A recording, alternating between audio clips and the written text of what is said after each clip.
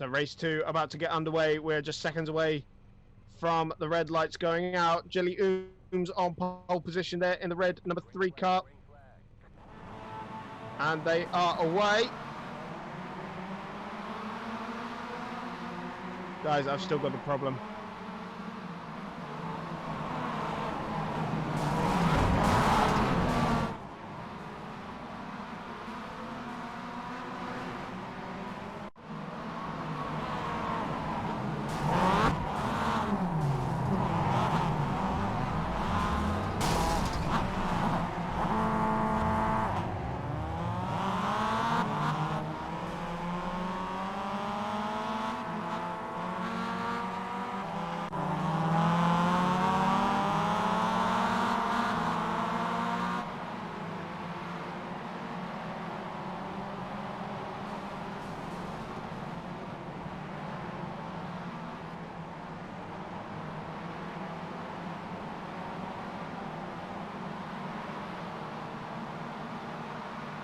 Okay, guys, I think I've got problem sorted. Was it absolute carnage for everyone else down at turn 1 as well? Okay. Okay, good. I'll be able to go from start of lap 2 then.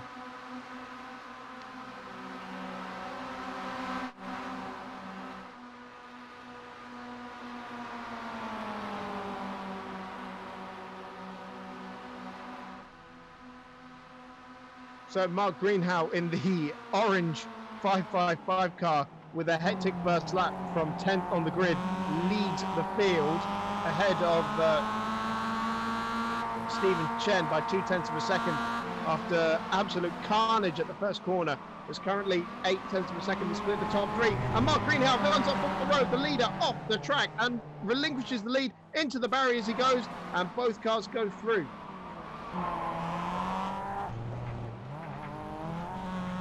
So now we've got Stephen Chen in the white 88 car that leads the field ahead of the number 7, Darren Buckle. Buckle all over the road on the way out of turn 7 and into 8. But it doesn't look like it's compromised his run, as he's still absolutely all over the back of Stephen Chen, identifiable number white car with the sort of Slack logo on the bonnet, ahead of the black number 7 car. So it looks like these two are making a bit of a breakaway ahead of the chasing field. And Buckle there looks like he's going for a move on the way into turn 11, down on the inside of the banking, and Chen goes up wide, touch back into the slipstream though.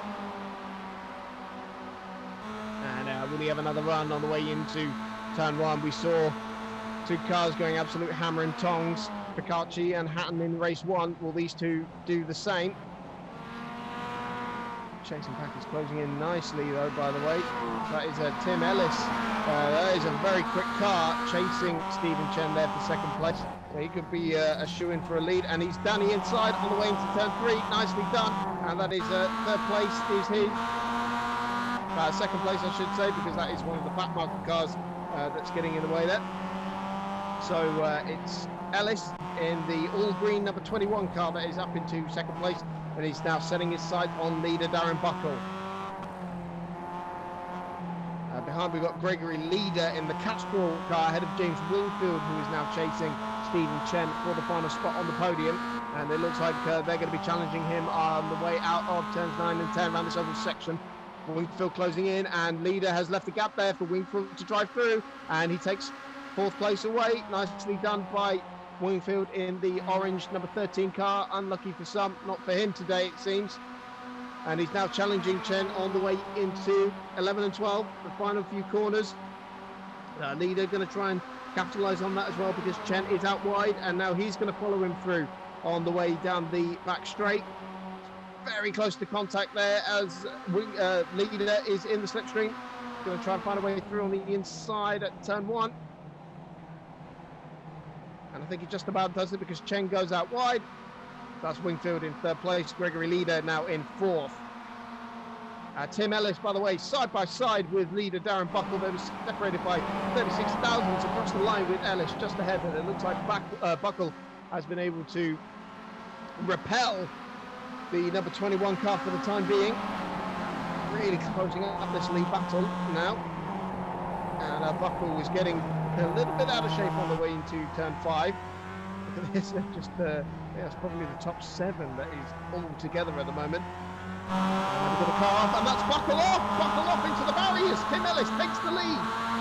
And it's now going to be challenged by James Wingfield by the looks of it. Yes, he is indeed. So it's all changed at the head of the field.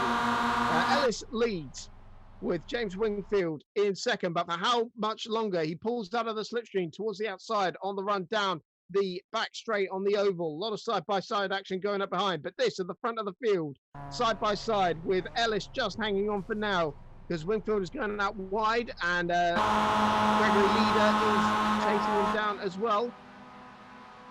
It looks like there might be ever so slightly some damage on the front of Wingfield's car. Maybe somebody else can confirm that, but he is trying to go around the outside of turn 1. That is a brave move, and one he has been able to pull off. A fantastic move there by James Wingfield, and number 13 car for the lead of the race. Tim Ellis down to second, and actually it's down to third because there's Gregory Leader sneaking up the inside on the way into turn 3. Fantastic racing.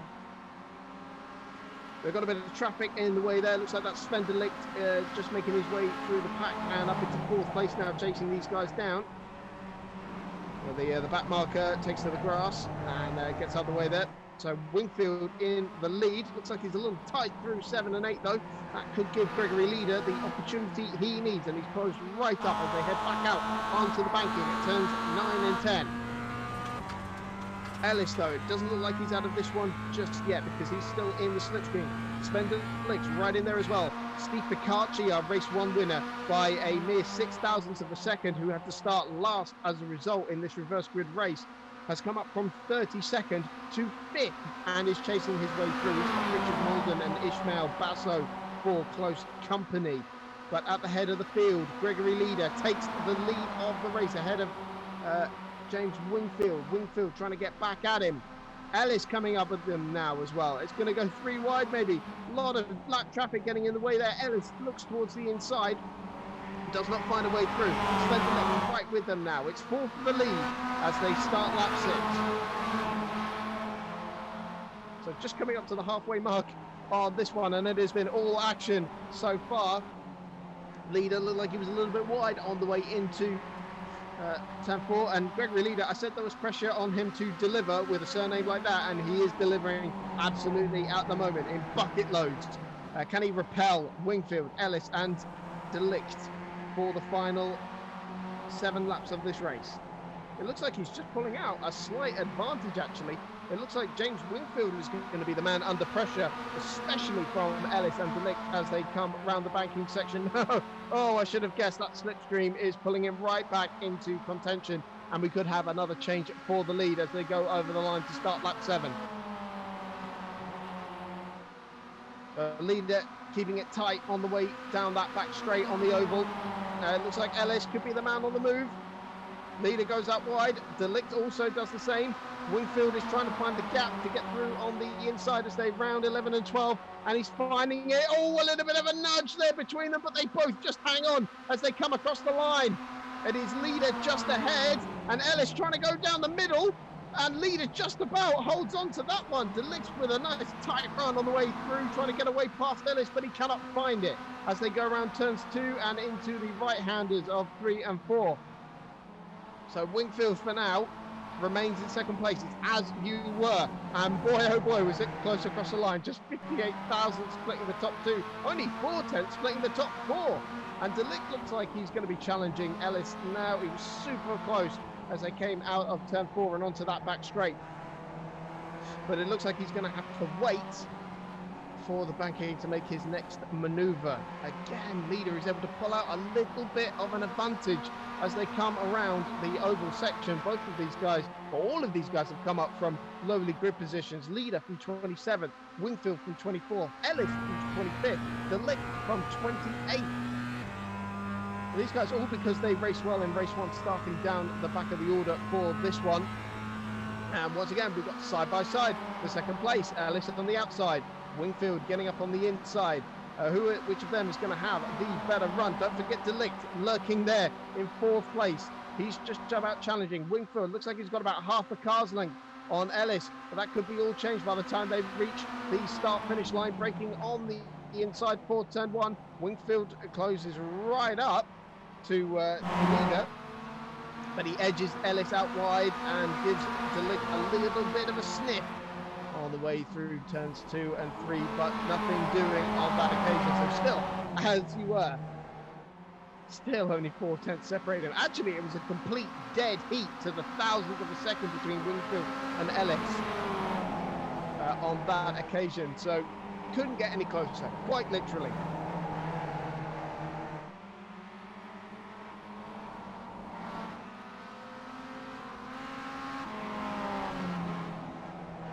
Car 24, yes, down in 10th place at the moment. Looks like he's got just a bit of an advantage over Spanners by the looks of it, about 1 second.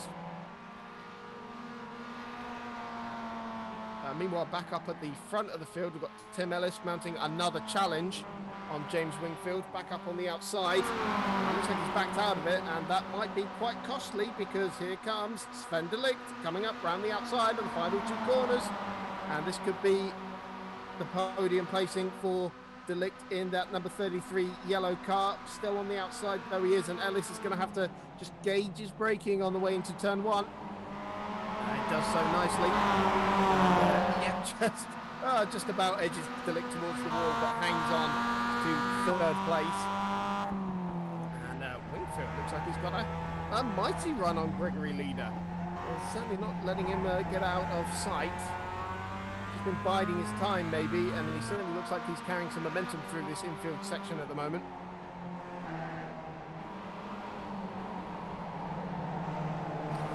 And the gap, well, at the line, it was half a second. That's about the largest it's been between the top 2 all race.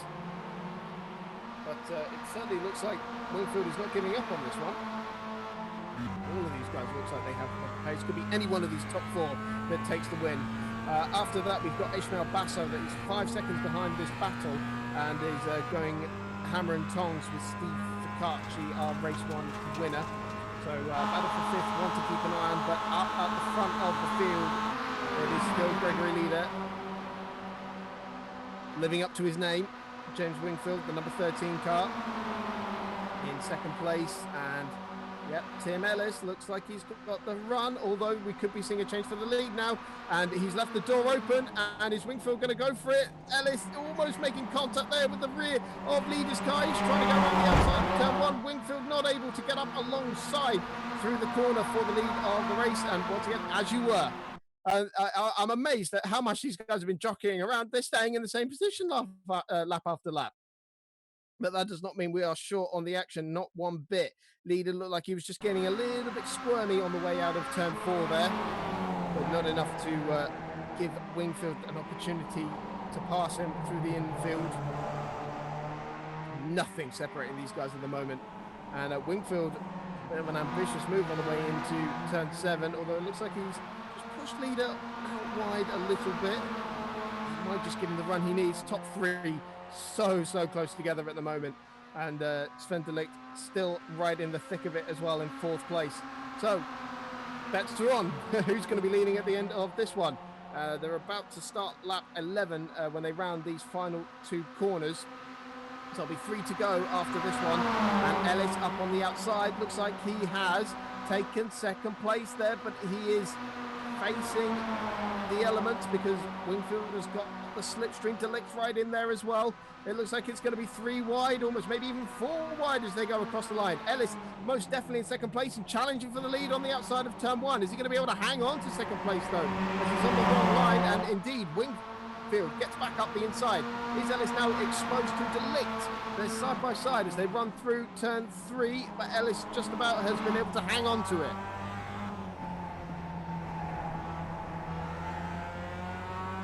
So, lap 11, 2.5 laps to go with this one. And all bets are off between these 4, to be honest.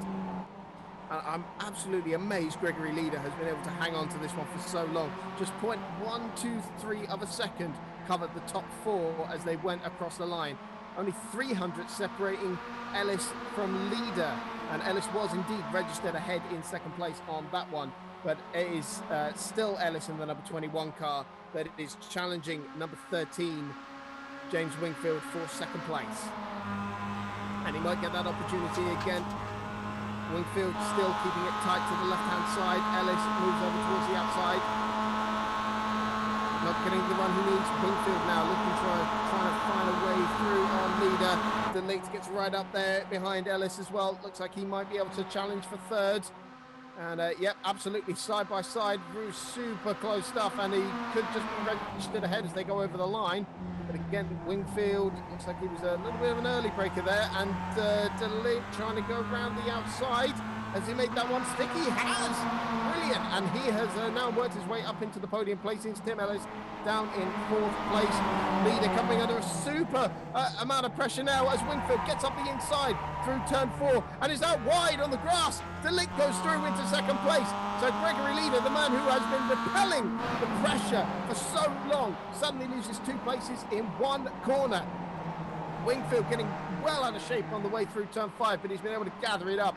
And so now it is Sven Delict in the yellow 33 car that is challenging him for the lead of the race. Gregory Leader has got to try and repel Tim Ellis now as well. So Wingfield now, it looks like he has a slight advantage. They're getting pretty equidistant, a little spread out after that bit of action with only 1 lap to go now. So absolutely crucial timing for Wingfield there to try and find a way through. Could Delict have timed this absolutely perfectly? He's trying to get up the inside, and indeed they are side by side. I don't know if you want to be leading on the last lap though, and he's going through, and he looks like he will start the final lap of this race in the lead. And indeed he does, the number 33 car with James Wingfield challenging him. Gregory Leader trying to get back in the action, trying to reclaim his lead. Tim Ellis right in there as well, but Wingfield not letting him go. So this could be a two-horse race. Wingfield trying to get up the inside, but Delict sees it coming. Delict is well out of shape though, and he's off the road. He's thrown it away. There might well have been contact down there. I couldn't quite make it out, but Delict is off the road and is out of this battle for the lead. Wingfield has got it back, and now Gregory Leader, and look who's joined the fray. There's Ishmael Basso and Steve Ficacci, who could suddenly throw their hat into the ring at the dying moment of this race. We've got 5 cars who could still win it, and it's going to be a drag to the finish line. They're absolutely flat out now, right up towards the checkered flag. Here comes Gregory Leader as James Wingfield in the number 13 car. Round turns 9 and 10, and they're going to get out back onto the straight.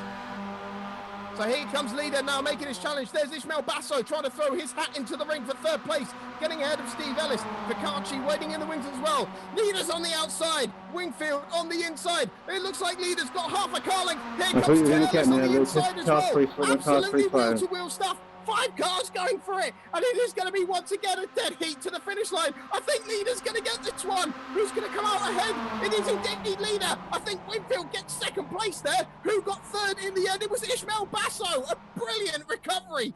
29th on the grid to third. Gregory Leader takes it by 72 thousandths of a second ahead of James Wingfield. Basso in third. Tim Ellis got fourth, and Steve Ficacci in 5th place. Just 0.2 of a second separated those cars as they met the finish line. And Sven Delict, after an amazing performance, comes home in 6th place, 6 seconds behind. Another epic scrap at the Charlotte Motor Speedway.